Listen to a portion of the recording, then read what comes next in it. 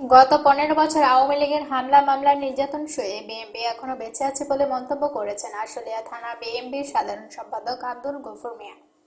Ashulia দামসুনাম union আয়োজিত গাজীর চট এম উচ্চ বিদ্যালয় ও কলেজ মাঠে বিএনপি ভারপ্রাপ্ত চেয়ারম্যান তারেক রহমানের রাষ্ট্র কাঠামো মেরামতের 31 দফা বাস্তবায়নের আলোচনা সভায় যোগ দিয়ে প্রধান অতিথির বক্তব্যে এসব কথা বলেন তিনি। গতকালকে আমাদের ঢাকা বিভাগীয় একটি মিটিং ছিল, সেখানে আমাদের দেশনায়ক তারেক রহমান স্পষ্ট বার্তা দিয়েছে যে গুটি কয়েক চাঁদাবাজ সন্ত্রাসের জন্য যারা করে তাদের দায়ভার বাংলাদেশ জাতীয়তাবাদী দল নিবে না। আজকে এখান থেকে ঘোষণা দিতে চাই, যারা চাঁদাবাজি, জুট ব্যবসা এবং সন্ত্রাসের সাথে জড়িত তারা সাবধান হয়ে যান। আমি সাংবাদিক ভাইদের দৃষ্টি আকর্ষণ করছি, আপনারা সরজমিনে তদন্ত করে, আপনারা সুষ্ঠুভাবে তদন্ত করে আপনারা রিপোর্ট করুন।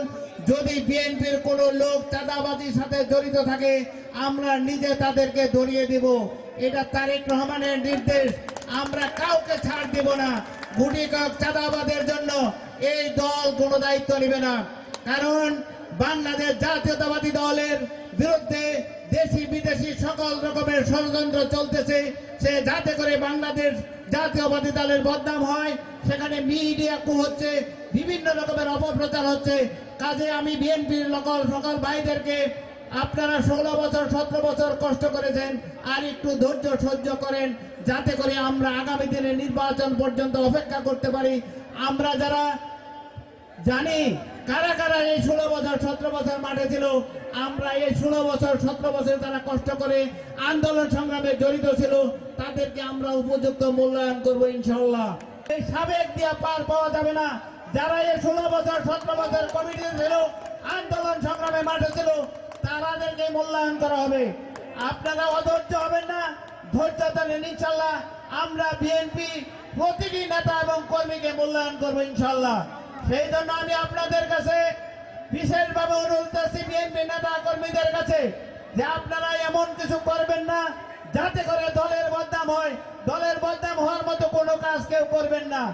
আপনারা ধৈর্য ধরেন, আমরা আপনাদের পাশে আছি। আপনাদের যে কোনো প্রয়োজনে আমরা আপনাদের পাশে থাকবো ইনশাআল্লাহ। তারেক রহমানের স্পষ্ট বার্তা যে আমরা এতদিন আন্দোলন সংগ্রাম করে যদি এই অবস্থায় আসতে পারি, তাহলে এখন কেন পারবো না? কাজেই আপনারা একটু ধৈর্য ধরেন। ইনশাআল্লাহ আমাদের সুদিন সামনে আছে, ধানের ফসল আসছে, আমরা ফসল যেন কেটে ঘরে উঠাইতে পারি, সেই জন্য সকলের সাহায্য এবং সহযোগিতা কামনা করি। আমি বলতে চাই, আপনারা ধৈর্য সহকারে, যারাই আপনাদের পাশে সন্ত্রাস চাঁদাবাজি করতে চায় তাদেরকে আপনারা প্রতিহত করবেন।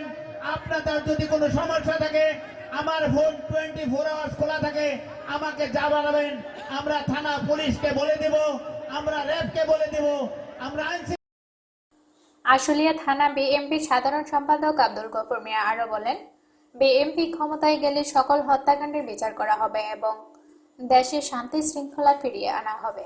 এ সময় আশুলিয়া থানা বিএনপি ও দামসুনা ইউনিয়ন বিএনপি বিভিন্ন পর্যায়ের নেতাকর্মীরা উপস্থিত ছিলেন। আমি আশুলিয়া থানার পক্ষ থেকে আপনাদের প্রত্যেককে ধন্যবাদ জানাচ্ছি, মোবারকবাদ জানাচ্ছি যে আপনারা এই 16টি 17টি বছর কষ্ট করেছেন, মাঠে থেকেছেন। আপনারা আরেকটু ধৈর্য ধরেন, আমরা ইনশাআল্লাহ আপনাদের প্রত্যেককে মূল্যায়ন করবো, যার যতটুকু যোগ্যতা আছে সেই যোগ্যতা অনুযায়ী। আর জুট ব্যবসার কথা বলতে চাই, আমি যেটা তারেক রহমানের সামনেও বলেছি, সে যারা জুট ব্যবসা করে তারা জুট ব্যবসায়ী করুক, তাদের আর জনগণের প্রতিনিধি হওয়ার দরকার নেই। কারণ যারা জনগণের প্রতিনিধি হবে তারা জুট ব্যবসা করবে না। যারা জুট ব্যবসা করবে তারা জুট ব্যবসায়ী করুক, আমার কোনো আপত্তি নাই। আর আজকে আপনারা 31 দফার একটি করে কাগজ সকলে পেয়েছেন। এই 31 দফা কিন্তু এই 5ই আগস্টের পরে দেয় নাই তারেক রহমান। 31 দফা কিন্তু দিয়েছে 13 জুলাই 2023 তারিখে বিএনপির ভারপ্রাপ্ত চেয়ারম্যান জনাব তারেক রহমান। শহীদ প্রেসিডেন্ট জিয়াউর রহমানের 19 দফা ভিশন 2030